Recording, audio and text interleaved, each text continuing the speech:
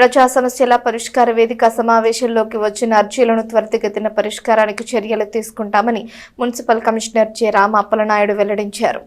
పట్టణ మున్సిపల్ కార్యాలయంలో సోమవారం ప్రజా సమస్యల పరిష్కార వేదిక సమావేశాన్ని నిర్వహించారు. Municipal commissioner J. Rama Appalanaidu అధ్యక్షతన జరిగిన సమావేశంలో మున్సిపాలిటీలోని వివిధ విభాగాల అధిపతులు హాజరయ్యారు. మొత్తం మీద వివిధ సమస్యలపై 4 అర్జీలు వచ్చాయి. ఇందులో రహదారి సర్వే, చేపల అమ్మకంపై, మురుగు కాల్వలు, రోడ్ల నిర్మాణానికి సంబంధించినవిగా కమిషనర్ చెప్పారు. అదేవిధంగా జిల్లా కలెక్టర్ నిర్వహించిన ప్రజా సమస్యల పరిష్కార వేదికకు టెలికాన్ఫరెన్స్ ద్వారా మున్సిపల్ కమిషనర్ హాజరయ్యారు. తెనాలి లక్ష్మీనగర్ కాలనీలో 15 అడుగుల వెడల్పు రహదారిలో గడ్డి మొక్కలు పెరిగి గుంటలతో తీవ్ర అసౌకర్యంగా ఉందని, దీంతో ఆ ప్రాంతంలో గల తన స్థలంలో ఇల్లు నిర్మించుకునేందుకు అసౌకర్యంగా ఉంది అంటూ వచ్చిన అర్జీపై చర్యలకు ఇంజనీరింగ్ సెక్షన్ కు పురమాయించారు.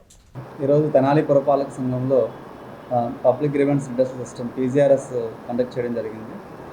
దీనికి సంబంధించి సెక్షన్ హెడ్స్ అందరం కూడా ఈ PGRSలో పాల్గొనడం జరిగింది. ఈరోజు మాకు 4 గ్రీవెన్సెస్ రావడం జరిగింది. ఒకటి రోడ్డు సర్వే అనేటువంటి చేయమని చెప్పి, అట్లాగే చేపలు అమ్మకాలపై నియంత్రణ తీసుకోవాలని చెప్పి, అట్లాగే మాకు రోడ్స్ అండ్ డ్రైన్స్ కావాలని చెప్పి ఇట్లా 4 గ్రీవెన్స్ రావడం జరిగింది.